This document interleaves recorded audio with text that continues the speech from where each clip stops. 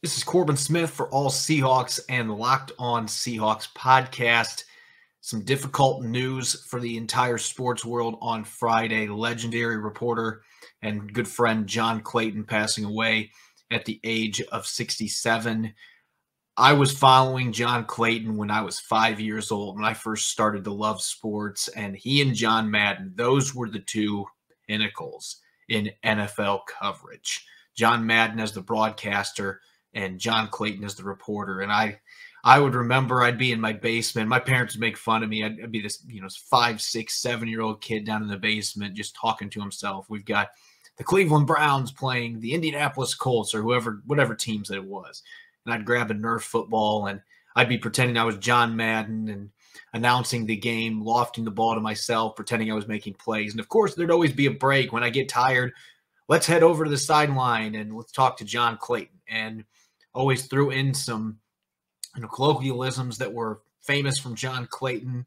And then I would always finish it up once this commercial came out from ESPN. I'd make sure to finish, "Hey, Ma, I'm done with my segment." And I'd always end every single report with that after that commercial came out. It's one of my favorite commercials of all time. And it really made him endear to me even more because not only did I respect John Clayton as a reporter, but I'm a metal enthusiast. So for him to be rocking to Slayer on that commercial, it just put him on a different pedestal compared to everyone else. And so he was always the guy that I idolized. He and John Madden. I wanted to be a broadcaster or a reporter. I wanted to be involved in the NFL from a young age. And of course, I also wanted to play in the NFL. Everybody that plays football wants to do that, right? But, I eventually faced the reality that's probably not going to happen. So broadcasting or reporting, that's what I would love to do. And John Clayton, he was the person that I idolized. I loved the fact that he was a walking football encyclopedia. That's what I wanted to be.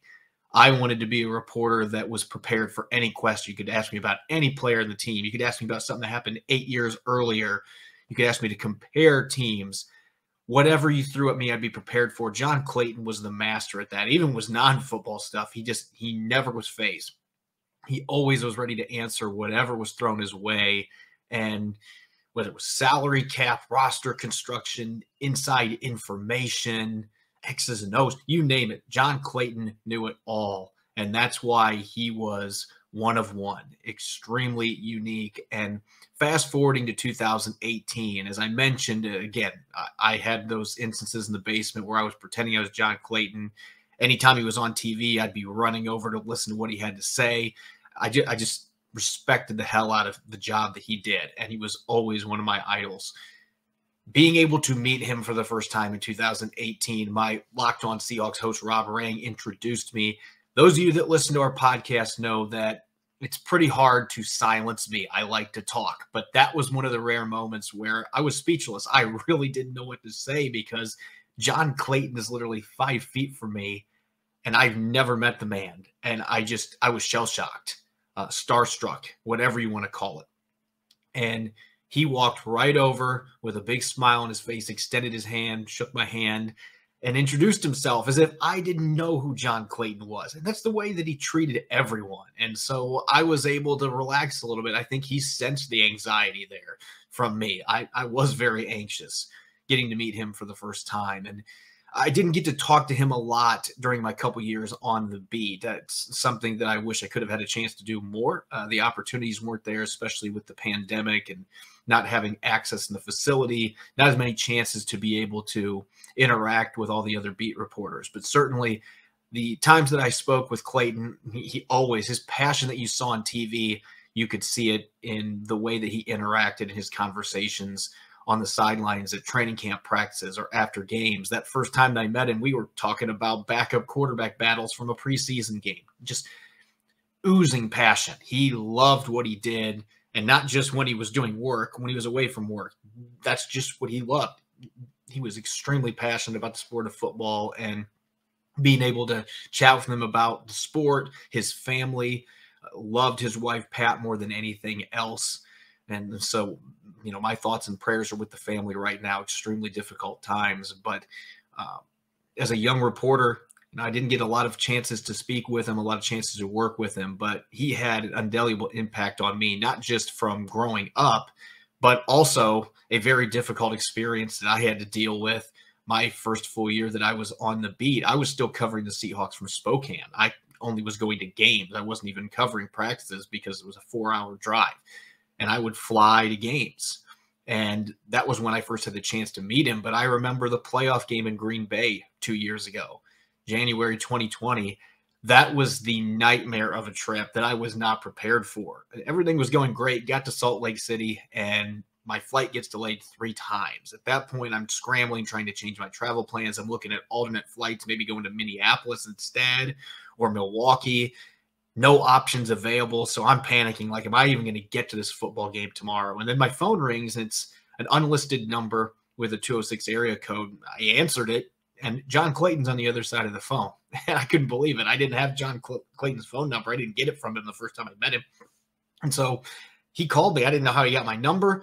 And he's immediately offering to carpool going up from Chicago to Green Bay the next morning just to take a little bit of stress off me. And it meant everything in the world. Unfortunately, I was so eager to pick his brain on that 3-hour trip. I just was fired up about it. It never got to happen because my flight got moved to Sunday morning. They ended up postponing it to the morning because they didn't have pilots. Once the weather got better in Chicago, they didn't have pilots to take the plane. So we had to wait till the morning. I didn't get to carpool with him, but I did get to the stadium about 45 minutes before kickoff. I was at Lambeau in the press box, and he came over and he was telling me he was happy that I made it. And it was just, again, something that he did not have to do. And that's the type of generosity and kindness that John Clayton brought to the table, regardless of who he was interacting with. He's one of the heavy hitters in sports media. He didn't have to be that way, but that's who John Clayton was with everyone. And as a young reporter,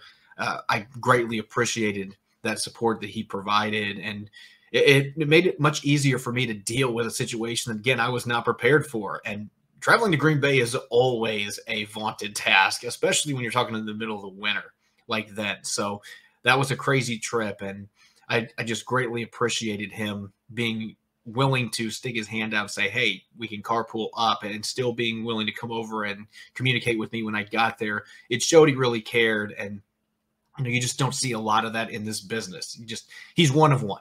The Seattle sports landscape, the NFL landscape will never be the same without him. But, as a young aspiring reporter myself that's been on the beat now for a couple years, none of us are going to be able to replace John Clayton. Again, he's one of one. This is an unfillable void that's left behind, but all of us can try to emulate the qualities that made him such a special reporter.